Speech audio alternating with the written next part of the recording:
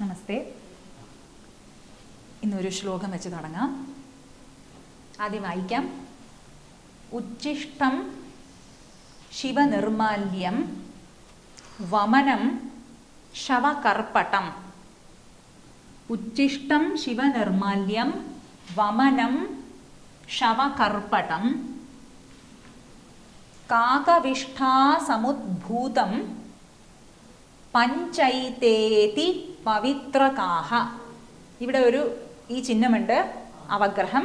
അപ്പം അവിടെ ഒരു ആ ഉണ്ടെന്ന് അർത്ഥം. പഞ്ചൈതേ അതിപവിത്രകാഹ ഒരു ശ്ലോകമാണ്. ഇതിൻ്റെ ആന്തരിക അർത്ഥമുണ്ട്. അപ്പം ഇതിനൊരു പ്രഹേളിക എന്നും കൂടി പറയാം. നമ്മൾ ഇതിന് മുൻപ് കണ്ടിട്ടുണ്ട്. പ്രഹേളിക എന്ന് വെച്ച് കഴിഞ്ഞാൽ ഒരു റിഡിൽ.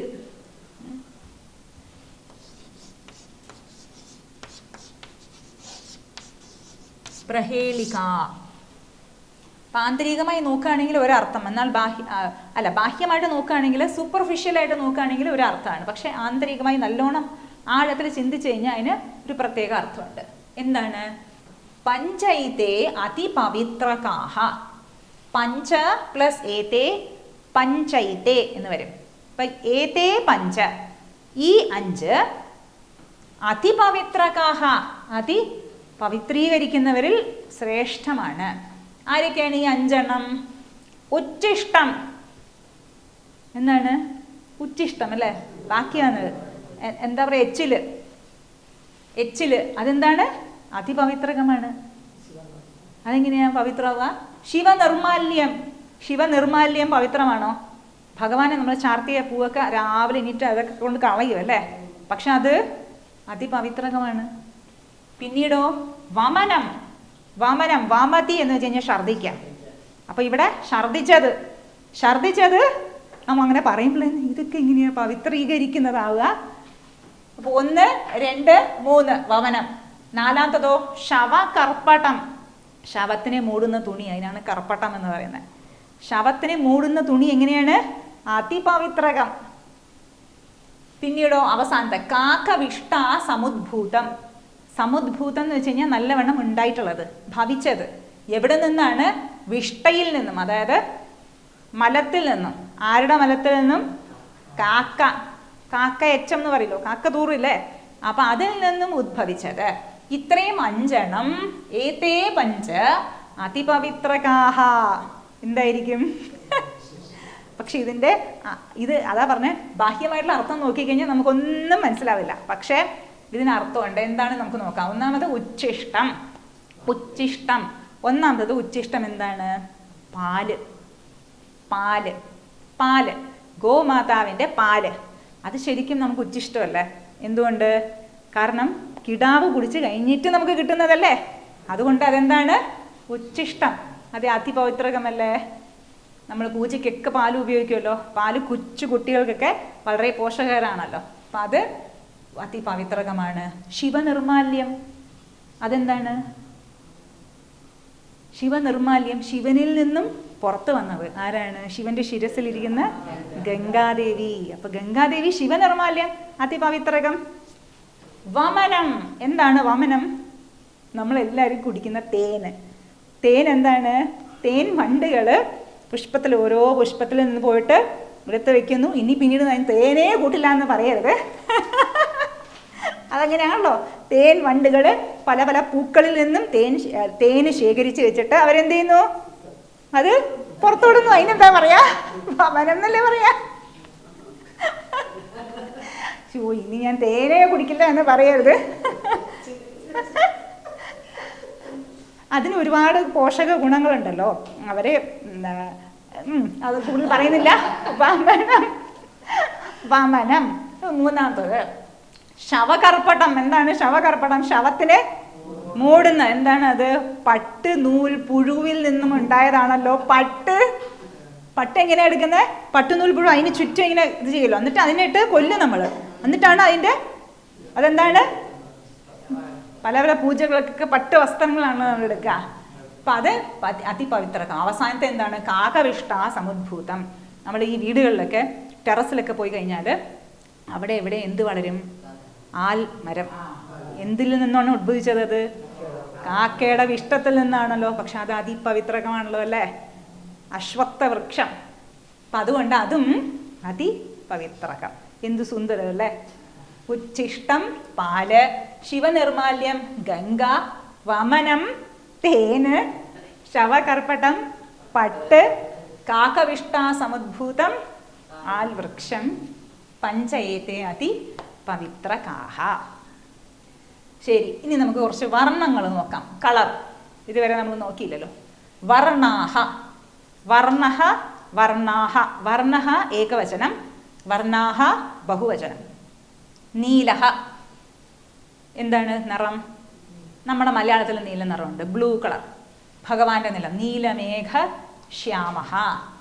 ശ്വേതഹ ശിവഭഗവാന്റെ നിറം, ശ്വേതവർണ്ണഹ. ഹരിതഹ വൃക്ഷങ്ങളുടെ നിറം, ഹരിത കേരളമുണ്ടല്ലോ, അപ്പം ഹരിതഹ. കപിഷഹ എന്താണ്? കപിഷഹ brown colour, dark brown colour, കപിഷഹ. പാട്ടലഹ ലൈറ്റ് റോസ്, ലൈറ്റ് പിങ്കിനെയാണ് നമ്മൾ പാട്ടലഹ എന്ന് പറയും. ധൂസരഹ, ധൂസരഹ പെയിലായിട്ടുള്ള മങ്ങിയ വെളുപ്പ്, അതിന് നമ്മൾ ധൂസരഹ. പൊടിയൊക്കെ പൊടിയുടെയൊക്കെ കളർ, ധൂസരഹ. ഹാഫ് വൈറ്റ് എന്ന് പറയാം. കൃഷ്ണഹ നമ്മുടെ കൃഷ്ണന്റെ നിറം കറുത്ത നിറം. രക്തഹ രക്തവർണ്ണഹ ചുമപ്പ്. നീലലോഹിതഹ, നീലലോഹിതഹ വയലറ്റ് എന്ന് പറയാം. നീലവും ലോഹിതവും റെഡും ബ്ലൂവും കൂടെ ചേർത്ത് കഴിഞ്ഞാൽ എന്ത് വരും കളറ്? ബ്ലൂവും ലോഹിത നിറം എന്ന് വെച്ച് കഴിഞ്ഞാൽ ഡാർക്ക് ഒരു ഓറഞ്ചോ റെഡിൻ്റെ, അത് രണ്ടും കൂടെ ചേർത്ത് കഴിഞ്ഞാൽ ഒരു വയലറ്റ് അല്ലെങ്കിൽ പിങ്ക് കളർ, വയലറ്റ് എന്ന് പറയാം നമുക്ക്, വയലറ്റ്.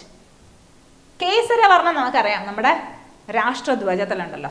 രാഷ്ട്രധ്വജത്തിലുള്ള വർണ്ണങ്ങൾ ഏതൊക്കെയാണ്? കേസരവർണ്ണമുണ്ട്, ശ്വേതവർണ്ണം, കേസരം ഓറഞ്ച്, ശ്വേതവർണ്ണമുണ്ട്, പിന്നെ ഹരിതവർണ്ണമുണ്ട്, നടുവില് നീല ധ്വജം ഉണ്ടല്ലോ. പിന്നെ നമ്മുടെ പ്രിയപ്പെട്ട കൃഷ്ണ ഭഗവാന്റെ വസ്ത്രത്തിന്റെ നിറം പീതഹ, ഇപ്പൊ മഞ്ഞ നിറം. വർണ്ണാഹ, ഇതെല്ലാം അകാരാന്ത പുല്ലിംഗ ശബ്ദങ്ങൾ. നീലഹ, ശ്വേതഹ, ഹരിതഹ, കപിഷഹ, പാട്ടലഹ, ധൂസരഹ, കൃഷ്ണഹ, രക്തഹ, നീലലോഹിതഹ, കേസരഹ, പീതഹ. ഇനി കുറച്ച് നമുക്ക് ദിവസങ്ങൾ പഠിക്കാം. ഇന്ന്, നാളെ, മറ്റന്നാളെ, മെനിഞ്ഞാന്ന്, അതൊക്കെ സംസ്കൃതത്തിൽ നല്ല രസമാണ്. അദ്യ എന്ന് വെച്ച് കഴിഞ്ഞാൽ ഇന്ന്, അദ്യ ഇന്ന്. ഇനി ഇപ്പുറത്തെ സൈഡ് എഴുതിയിരിക്കുന്നത് അതിൻ്റെ തൊട്ട് തലദിവസം. അദ്യ തലദിവസത്തിന് ഹ്യഹ, ഹാവും ഹായിൻ്റെ പാതിയും യാവും. ഹായിൻ്റെ പാതിയും യഹ എഴുതിയിട്ട് ഹായിൻ്റെ ഈ ഉള്ളി കൂടെ എടുത്തിട്ട് ഇങ്ങനെ ഇടുക. ഹ്യഹ, ഹ്യഹ. അതിൻ്റെ തലദിവസത്തിന് പരഹ്യഹ,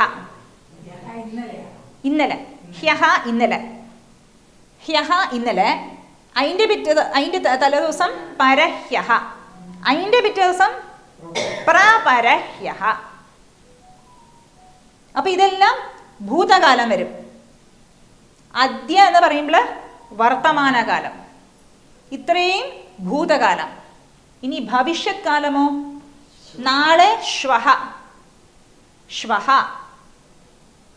പരശ്വഹ മറ്റന്നാള്. മറ്റന്നാൾ കഴിഞ്ഞിട്ടുള്ള ദിവസത്തിന് നമ്മൾ എന്താ പറയാ? മറ്റന്നാളത്തെ അടുത്ത ദിവസം എന്ന് പറയും അല്ലേ? അങ്ങനെയാണോ പറയാ മലയാളത്തില്? അങ്ങനെയില്ല, മറ്റന്നാളത്തെ അടുത്ത ദിവസം എന്ന്. അതിന് സംസ്കൃതത്തിൽ ഒറ്റ പദം കൊണ്ട് പറയാം, പ്രപരശ്വഹ. പ്രപരശ്വഹ. അദ്യ ഇന്ന്, ഇന്നലെ ഹ്യഹ, മെനിഞ്ഞാന്ന് പരഹ്യഹ, മെനിഞ്ഞാന്നിൻ്റെ തലേദിവസം പ്രപരഹ്യഹ. നാളെ ശ്വഹ. ഈ അശ്വത്ഥ എന്ന വൃക്ഷത്തിന് അർത്ഥം ഇതിൽ നിന്ന് നമുക്ക് എടുക്കാം. ശ്വഹ ഥ തിഷ്ഠതി. ശ്വഹ എന്ന് വെച്ച് കഴിഞ്ഞാൽ നാളെ ഇരിക്കും, തിഷ്ഠതി ഇരിക്കുന്നു. ആ ചേർക്കുമ്പോൾ ഇല്ല, അതായത് ഇന്ന് എങ്ങനെയുണ്ടോ അതുപോലെ നാളെ ഇല്ല. അശ്വത്ഥ വൃക്ഷത്തിനോട് ഈ സംസാരത്തിനെ ഉപമിക്കുമല്ലോ ശാസ്ത്രത്തിൽ. എന്തുകൊണ്ട്?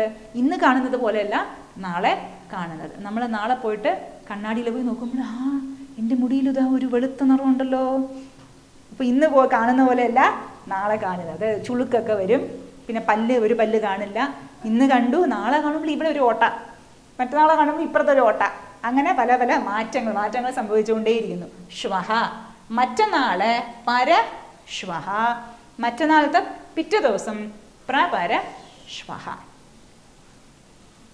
ഈ താഴെ മാസാഹ മാസങ്ങൾ, മാസഹ മാസാഹ, ദിവസഹ ദിവസാഹ ഒരു ദിവസം, ദിവസഹ ദിവസാഹ ദിവസങ്ങൾ. ഇപ്പൊ സപ്താഹങ്ങൾ നടത്തുമല്ലോ. സപ്ത അഹഹ, അഹഹ എന്ന് വെച്ച് കഴിഞ്ഞാൽ ദിവസം, സപ്താഹ 7 ദിവസം. വർഷാഹ, വർഷഹ ഒരു വർഷം, വർഷാഹ വർഷങ്ങൾ. പക്ഷഹ 14 ദിവസം കൂടുമ്പോൾ ഒരു പക്ഷം, പക്ഷാഹ പക്ഷഹ. പിന്നീടോ ഒരു ദിവസത്തിന് നമ്മൾ ഏകാഹം എന്ന് പറയും. ഇവിടെ നാരായണീയ ടിവിയുടെ ആളുകൾ ഏകാഹ യജ്ഞം നടത്തുമല്ലോ. ഏകാഹ യജ്ഞം, അതായത് ഒരു ദിവസത്തെ യജ്ഞം, ഏകാഹ യജ്ഞം. ഇനി അതിൽ ദിവസങ്ങൾ നമുക്ക് എന്താണെന്ന് നമുക്ക് നോക്കാം. വാസരാഹ എന്ന് പറയും. വാസരഹ വാസരാഹ, സോമവാസരഹ, സോമവാർ എന്ന് നമ്മൾ ഹിന്ദിയിൽ പറയുമല്ലോ. അതായത് തിങ്കളാഴ്ച, തിങ്കളാഴ്ച സോമവാസരഹ, ചൊവ്വാഴ്ച മംഗലവാസരഹ, ബുധനാഴ്ച ബുധവാസരഹ, വ്യാഴാഴ്ച ഗുരുവാസരഹ, വെള്ളിയാഴ്ച ശുക്രവാസരഹ, ശനിയാഴ്ച ശനിവാസരഹ, സൺഡേ രവിവാസരഹ. ഇനി നമുക്കൊരു കാര്യം ചെയ്യാം. അദ്യ വാസരഹ കഹ? അദ്യ രവിവാസരഹ, അദ്യ രവിവാസരഹ. ഹ്യഹ കഹ വാസരഹ? ഹ്യഹ അദ്യ രവിവാസരഹ, തർഹി അപ്പോൾ ഹ്യഹ ശനിവാസരഹ. ഹ്യഹ ശനിവാസരഹ. പരഹ്യഹ കഹ വാസരഹ? മിനിഞ്ഞാന്ന് ശുക്രവാസരഹ. പ്രപരഹ്യഹ കഹ വാസരഹ? ഗുരുവാസരഹ. അദ്യ രവിവാസരഹ. ശ്വഹ കഹ വാസരഹ? ശ്വഹ നാളെ സോമവാസരഹ. പരശ്വഹ മറ്റന്നാളെ കഹ വാസരഹ? മംഗലവാസരഹ. പ്രപരശ്വഹ കഹ വാസരഹ? പ്രപരശ്വഹ ബുധവാസരഹ. ഇത്രയും വ്യക്തമല്ലേ? നമ്മൾ വർണ്ണങ്ങൾ കണ്ടു, ദിവസങ്ങൾ ഇന്ന് നാളെ മറ്റന്നാളെയൊക്കെ കണ്ടു, പിന്നെ മാസം ദിവസം വാസരങ്ങൾ ഇത്രയും നമ്മൾ കണ്ടു. ഇനി നമുക്ക് അടുത്ത ക്ലാസ്സിൽ കാണാം.